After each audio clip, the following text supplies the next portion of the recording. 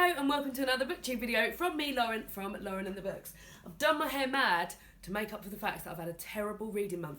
I have had the worst reading month this February, which I know is short, and I am filming my wrap up on the 25th of February, so there are still 3 days left of the month. But I've had the worst reading month I have had since I started booktube. Now, January was great. I tried to read a book every other day in January just to get a real good head start.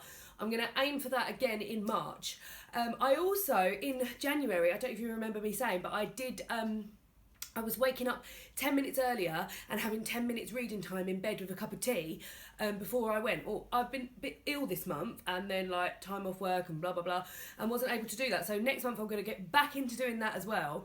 And also just reading a bit more. Because this month I've read 7 books, which is still a lot, but it's less than I've ever read. And like, if you think about, I read 15 books last month.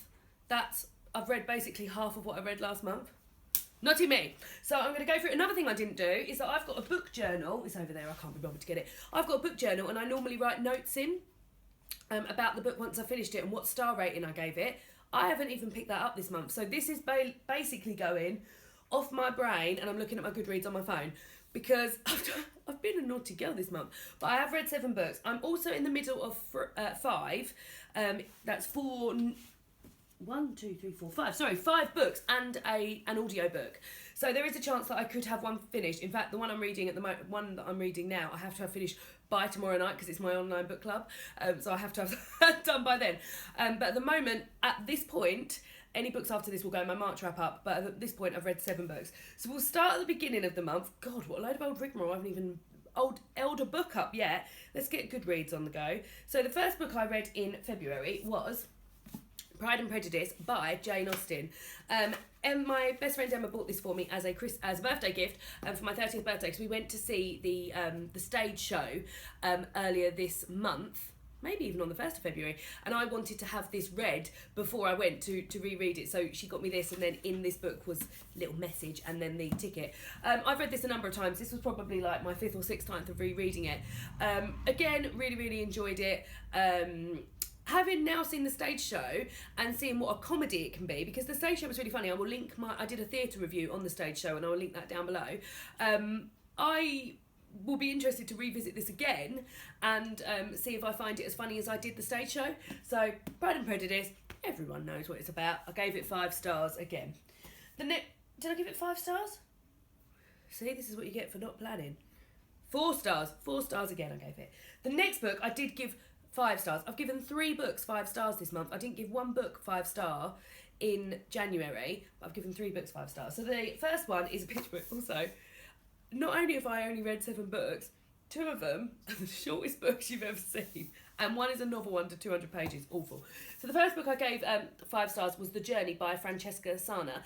This is a picture book published by Flying Eye Books about immigrants, and it is beautiful and amazing. I read it one night. The illustrations are just fantastic. The artwork is amazing. The colour palette is just unbelievable, and it's just absolutely gorgeous. Like, look at the colours and the pictures.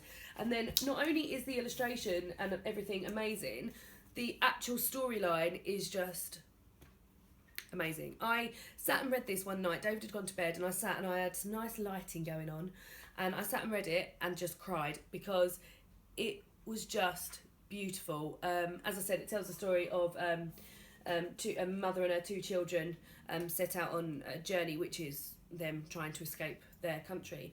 And it was amazing. It's not like the happiest book ever, but it's hopeful and it's beautiful and it's a really important message, and I would urge everyone to read this regardless of whether you're a child or not, because it's beautiful. So 5 stars, found that amazing. The next book was a book that I read for my online book club at my book club at work, and I only gave it 2 stars, and that was The Readers of Broken Will Recommend by Katarina Bavald. This is a book about not much, which doesn't necessarily have to be the way. I don't always love books that are about, I quite like books that are about not much. But this book was about 2 pen pals, one living in Sweden, one living in a very small town in Iowa, and the the girl living in Sweden decides to come, like they've been arranging, her and Amy, her pen pal who lives in Iowa, have been arranging that she will go and visit her, and it begins at the beginning of the book. I've forgotten her name. Sarah arrives at the town and it's just been Amy's funeral, and she sets up a bookshop and stuff like that. I just didn't. It just never got off the ground for me, and just a bit dull basically. So I gave it 2 stars. It was okay. Nothing really happened. Like, and I can't even pick out bits in there where I'm like, oh, I really like this. It did reference quite a lot of books in here. One, she gave Bridget Jones's diary to the chap who'd sort of been volunteered to drive her around. So it was books that I'd read, but yeah, I just no excitement for me there. However, the next book I listened to was an audiobook of Case Histories by Kate Atkinson. This is a series following a detective called Jackson Brodie. I love Kate Atkinson. I've read Life After Life and Behind the Scenes at the Museum and her short story collection, and Mercedes, Simon and I are going to be buddy reading Emotionally Weird this month in March. This was good. It was good fun. I really liked the narrator. She was quite a well-to-do woman, but then she had to talk about like really dirty sex stuff, which was quite funny. I thought it was it wasn't like, it's not a rip-roaring crime thriller. If you're into your crime thrillers, this isn't going to be like, oh God, and there's not like loads of like gore and drama attached. There is some gore and drama, but it's not like these black covered front thrillers where they're all like, oh, something's happened in the past, now we're revisiting it, and it's like horrific. This is a good literary thriller.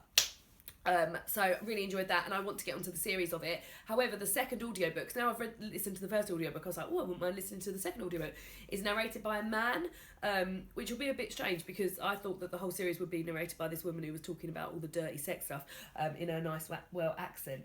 But I enjoyed it. I gave it 3 stars. The next book I gave 5 stars, and that is The Good Immigrant, which is a set of essays about being an immigrant in Britain today, curated by Nikesh Shukla.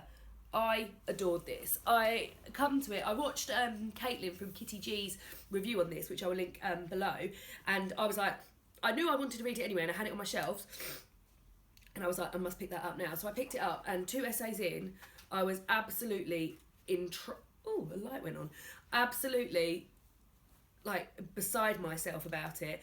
So the ones that stuck in my mind are Riz Ahmed. So Riz Ahmed is a famous actor who's recently been in Rogue One, and it's his talk of like trying to get acting jobs that aren't just the job portraying the terrorist or the shop owner, and just to be like a guy just to get a job where you're just like a love interest or something. Like the roles that are offered to people of ethnic minorities are not the roles that are offered to people of white who are white. So it was real eye-opening. So not only that, there's another one by an actor, is the chap who played Tanwa in EastEnders. Now I don't watch EastEnders, but I'm sort of aware of like who is who in it, and he was saying that his parents come over as immigrants, and they were received so lovely into their community, and they opened a shop,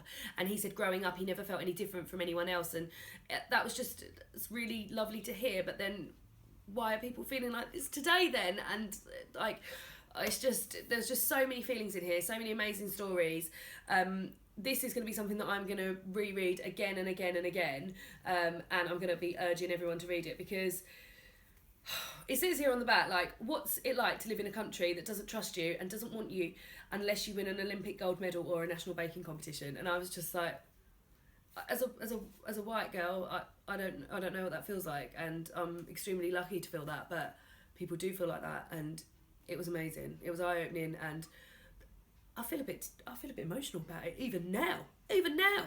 So yeah, 5 stars, read it, amazing.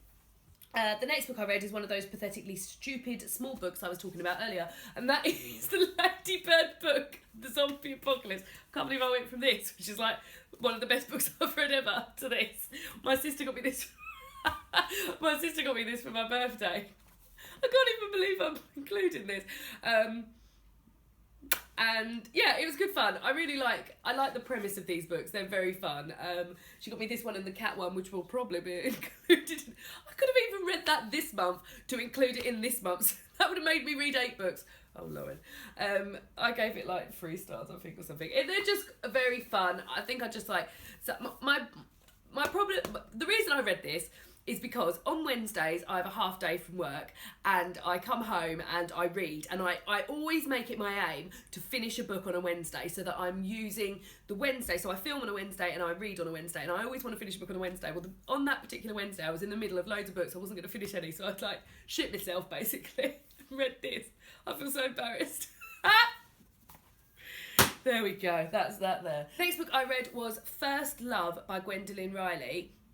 I buddy read this with Lauren from Reads and Daydreams. We both quite enjoyed it. Like the thing that confused me is that this was really marketed as a love story, and I would honestly say that this is a hate story. This is a book full of awful people, awful characters who all have awful relationships with each other. The main woman it follows, Neve, her relationship with her husband Edwin, who's an older man, was just horrific. Like, the way they talk to each other and everything. I've just realised I've read more than 7 books this month because I'm on my reading challenge and it's not showing all my books.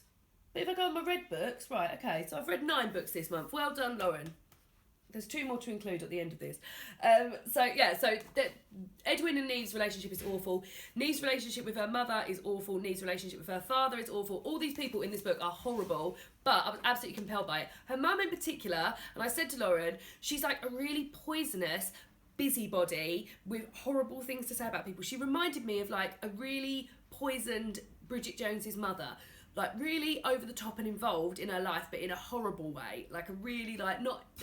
I was chuckling along because I was like, God, this woman is so awful. I really enjoyed this. As I said, it's a really short. It's 160 something pages, 165 pages, 167 pages. I'd never read anything by Gwendolyn Riley before, and I really enjoyed it. But do not go to this thinking it's going to be a love story. And also, I listened to the Radio 4 podcast, and Gwendolyn Riley was on there, and they were talking about her book. And the excerpts they were reading aloud, and the questions they were asking her like it was a proper love story, and this beautiful love story between Neve and Edwin. Well, it wasn't like that at all. Like I said, it was a hate story. But yeah, so that was there. Then I've got 2 more books, so 9 books I read.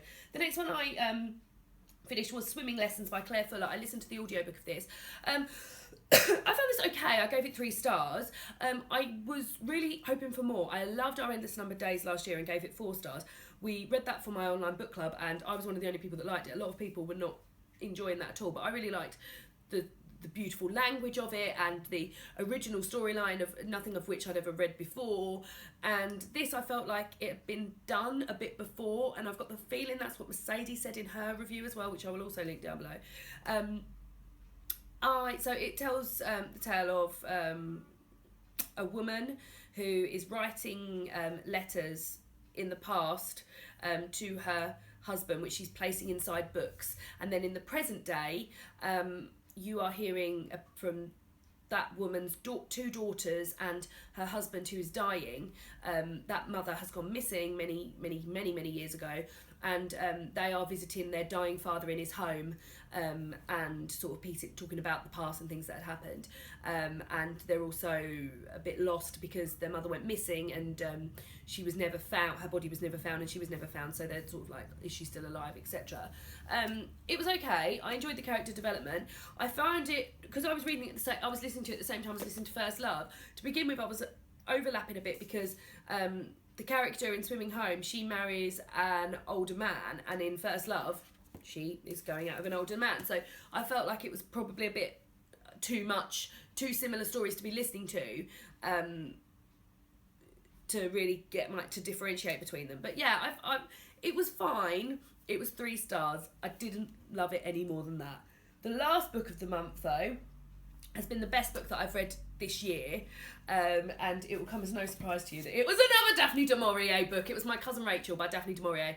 This is, I love Rebecca. I loved Rebecca, and that is like one of my favourite books of all time. This is up there with it. The only thing that kept it going, so this is from a male perspective, so that sort of like just brought it down a little bit, and he was a proper whiner.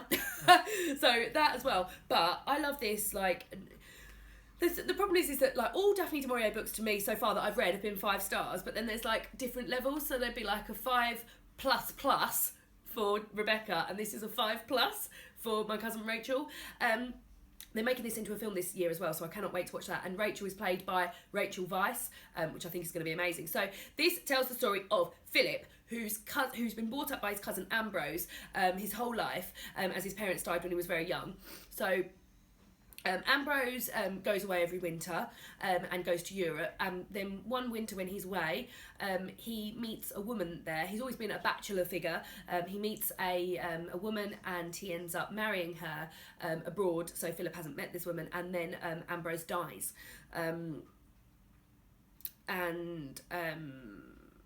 He finds out about this, and at the same time he's been getting some strange letters from Ambrose in the post, saying that sort of like arousing suspicions around Rachel.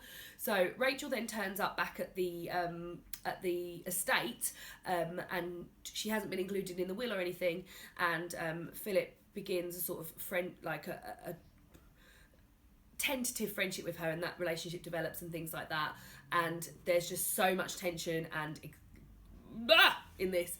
It was amazing. I really, really loved it, and I cannot wait to see the film. David, on the other hand, I showed him the trailer and he went, he doesn't want to see the film. So, those are the books that I read in the month of, let's get these all beautiful, in the month of February. 9, not 7 as I thought, but 9. What did you guys read in February? Have you read any of these before? Who's read My Cousin Rachel and who loves it? Who's read The Good Immigrant and who loves it? Who's read The Journey and who loves it? They were my 5-star books for the month. Would love to hear what books you've been reading. God, I'm holding this so perfectly, aren't I? Look at that. David and I now are off to Nando's with my mother and father to have a Nando's. I'm going to have halloumi and portobello mushroom wrap with quarter of an avocado, peri salted chips, macho peas and peronaise. So that's what I'm having. And then we're going to go and watch Lego Batman movie afterwards. So I'm quite looking forward to that. So that's our evening. And I'm going to edit this, and then this will go up tomorrow. So thanks for watching, guys. Hope your February was wonderful. And I'll see you all again for another BookTube video.